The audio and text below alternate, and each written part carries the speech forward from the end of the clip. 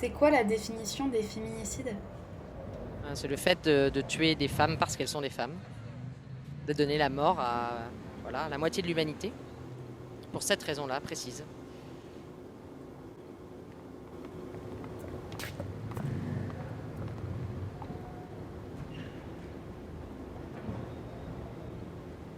À toi, future victime de féminicide. Je suis désolée parce que demain, tu vas mourir. Mais ta mort ne changera pas les choses.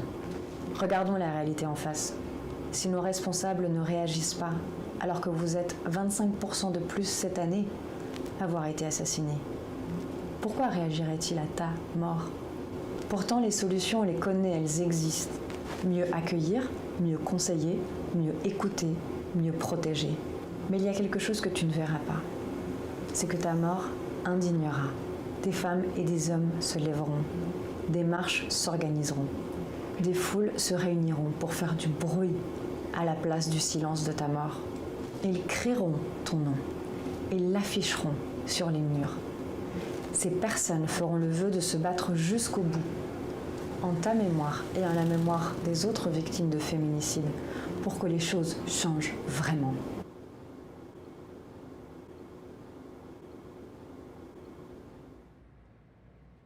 Alors donc les violences conjugales, pour moi, donc ce n'est surtout pas un conflit. Ce sont des violences unilatérales. Donc il y a toujours un auteur et une victime, un dominé et un dominant. Finalement, les violences psychologiques avaient déjà débuté. Il m'avait inventé une vie, il m'avait manipulé, déjà l'emprise s'était mise en place.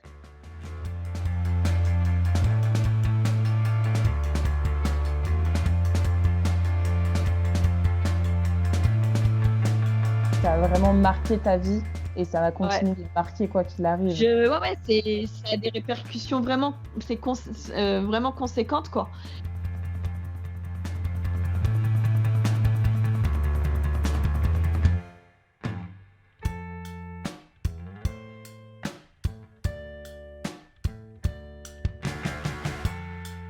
Je suis tombée rapidement enceinte, mais les violences ont continué, ça n'a rien empêché. Hein. Et la nuit du 4 au 5 mars, donc quasiment un mois et demi avant, il m'a battue, séquestrée, donc j'ai failli mourir, tout ça. Et du coup, ça a déclenché mon accouchement.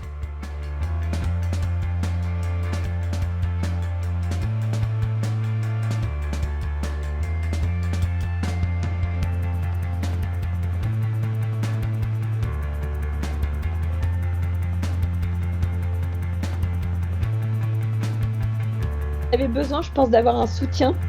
Ils m'ont vraiment aidé, la police. Et en fait, m'ont aidé à préparer le départ, parce que je pouvais pas lui dire que je le quittais. Il m'aurait tué. Lui, il m'a dit clairement de partir, quoi. Il avait compris. Il avait compris que j'étais en danger, quoi. Et je pense que c'est pas... Enfin, je remercie parce que c'est pas tout le monde, tu vois. T'as pas beaucoup de professionnels, en fait, qui se mouillent. Hein.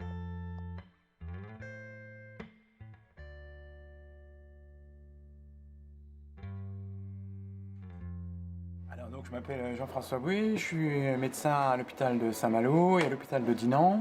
Et puis, depuis maintenant 5 ans, on a monté à l'hôpital de Saint-Malo les consultations pour les femmes et les hommes et les enfants victimes de violences conjugales et intrafamiliales. En tant qu'urgentiste, ça c'est mon métier de base, entre guillemets, de dépister au niveau des urgences les situations de violence intrafamiliale, puisque les femmes ne viennent pas forcément pour ça. Elles viennent des fois parce elles sont soi-disant tombées dans les escaliers, elles ont pris la porte du placard, ou alors parce qu'elles ne vont pas bien, ou alors parce qu'elles ont pris des médicaments, ou alors parce qu'elles ont trop bu, ou alors parce qu'elles ont mal au ventre, ou alors parce qu'elles font des crises de tétanie, entre guillemets, ou de spasmophilie. Enfin voilà, il est question aussi de dépister derrière toutes ces choses-là les situations de violence et de voir ce qu'on peut faire pour elles.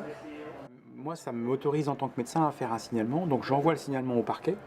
Ce qui fait qu'en fait, c'est comme si un peu je déposais plainte à la place de la femme en question. Donc ça permet de la déculpabiliser. Et puis ça lui permet de prendre conscience que, en tant que professionnel de santé, je cautionne ce qu'elle dit, je crois ce qu'elle dit. Et ça c'est important, et je fais quelque chose. Et donc en tant qu'homme, je m'engage, moi, j'écoute ces femmes, cette parole des femmes, elle est importante, je les crois, ça c'est important aussi, et sur la base de ces paroles, je dis c'est des violences, etc. Après, cette place d'homme, elle permet aussi aux femmes de se rendre compte que tous les hommes ne sont pas à mettre dans le même panier, et que moi, en tant qu'homme, je ne cautionne pas ces violences. C'est-à-dire que leur conjoint, il est peut-être violent, mais qu'elles méritent un autre regard sur elles, un autre regard sur ce qui leur arrive. Et donc, c'est important qu'elles voient que tous les hommes ne sont pas identiques, parce qu'ils ont quand même tendance à leur faire croire, souvent, il y a une grande culpabilisation des femmes, en disant si je suis violent, c'est parce que t'es pas assez gentil, c'est parce que bref, il y a beaucoup de culpabilité. Et en tant qu'homme, à leur dire non, une vie de couple, ça se passe pas comme ça, une vie de couple, c'est égal à égal, c'est pas un dominant à un dominé. Et voilà, il faut en tant qu'homme, c'est important de se prononcer là-dessus.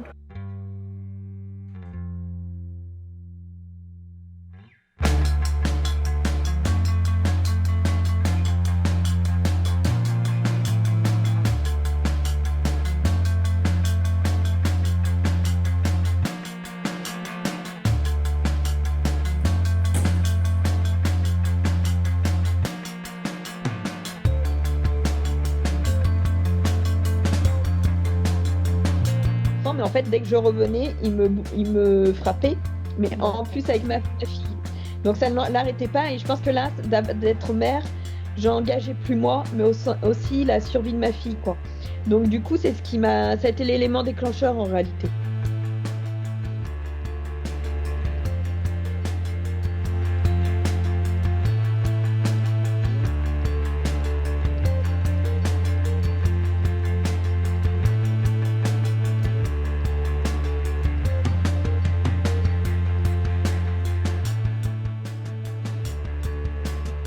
Quand une femme est victime de violence de la part de son conjoint, c'est à la femme de partir.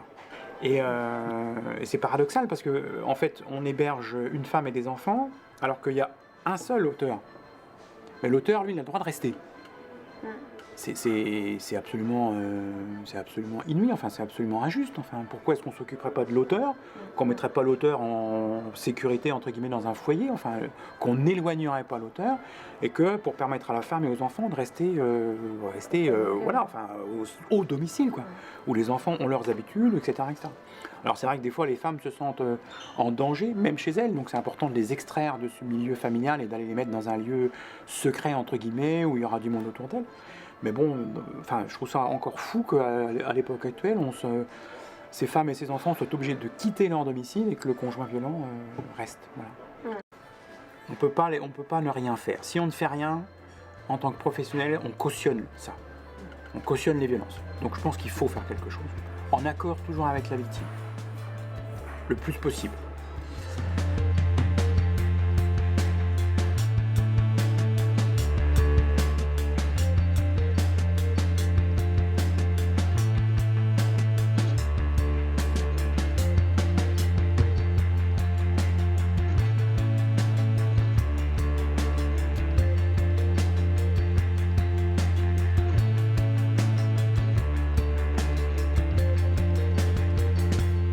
J'arrive à médiatiser. Enfin, moi, ça a été vraiment le déclic. Ça a été le féminicide de Julie Douy. Je me disais, la prochaine, c'est moi, quoi.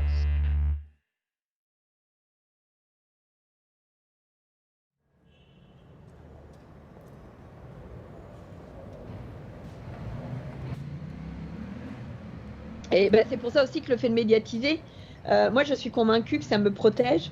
Parce que de pouvoir en parler à tout le monde, et puis déjà pour moi, mais pour d'autres femmes, pour les institutions et tout ça, parce qu'il faut briser tout ça. Mais je suis convaincue que ça me protège de lui aussi.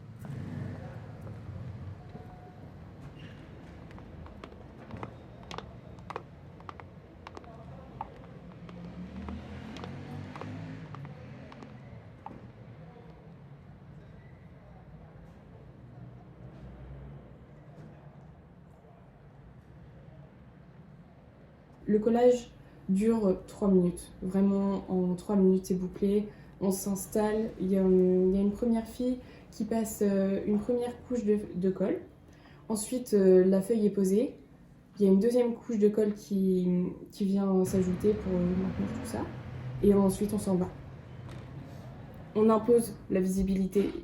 Ils sont obligés de lire les phrases qui sont placardées sur les murs. Alors ça dénonce autant les violences sexistes, sexuelles, morales, physiques que les femmes peuvent subir. Et c'est une colère qui s'exprime aussi à travers ça.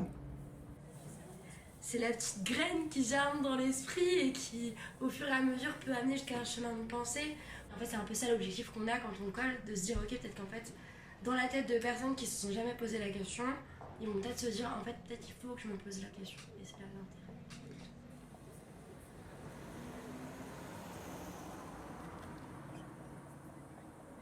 C'est un peu des messages de soutien aussi, si jamais il y a des meufs qui subissent ces violences-là, pour rappeler qu'on est là aussi.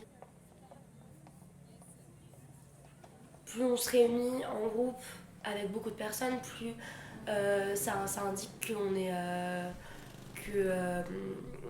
est plein à vouloir militer contre ce qui se passe et contre l'inaction du gouvernement en face de ça. Enfin, il y a des femmes encore une fois, il y a des femmes qui meurent tous les jours et pour autant, il y a encore beaucoup de cas de femmes qui vont porter plainte maintes et maintes fois, qui ne sont pas écoutées, leur plainte n'est pas prise.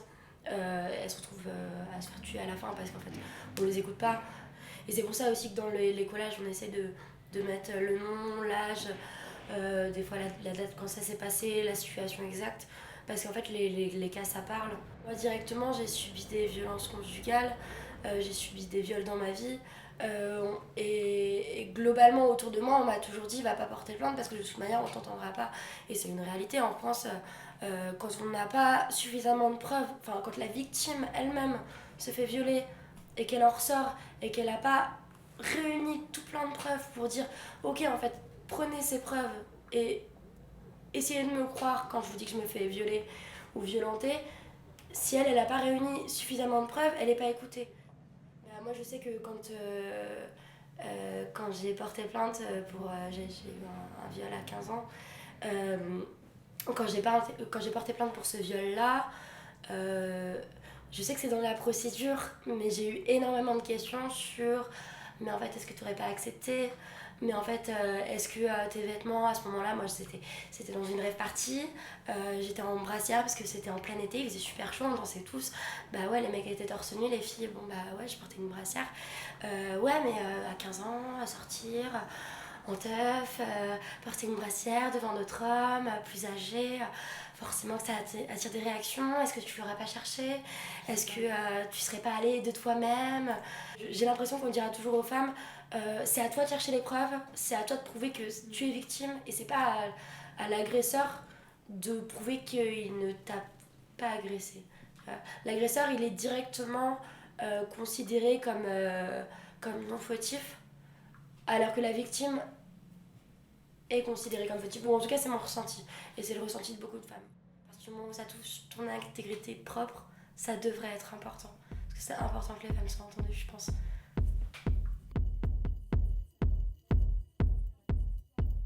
Ce qui est écrit sur les collages, c'est quelque chose de très précis. C'est, par exemple, on annonce le nombre de morts au moins qui ont été comptés.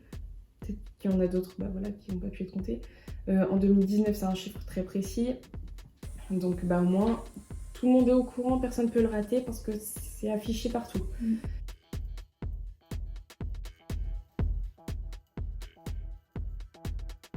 En 2019, on a eu le chiffre, et je pense que beaucoup de gens l'ont en tête, le chiffre de 149 femmes tuées en 2019. Du coup, ça a ouvert un peu une boîte fermée c'était là-dedans, on n'en parlait pas trop. Et là maintenant, c'est ouvert, c'est aux yeux de tout le monde, ça nous éclate à la gueule, et ça nous éclabousse au passage, et on est bien obligé de réagir et de se dire ok, en fait, peut-être qu'il y a un réel problème, peut-être qu'il y a des femmes qui se font tuer tous les jours par leur mari, par leurs ex-maris, et peut-être que c'est un problème parce qu'on fait rien, et voilà.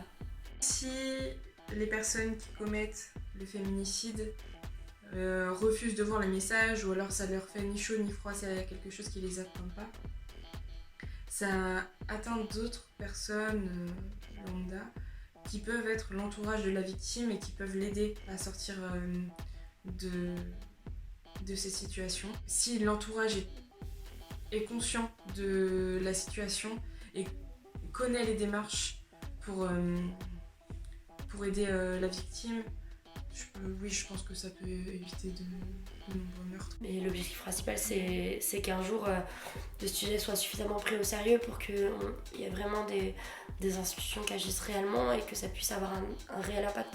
Parce que là, pour l'instant, l'impact, il est sur les consciences.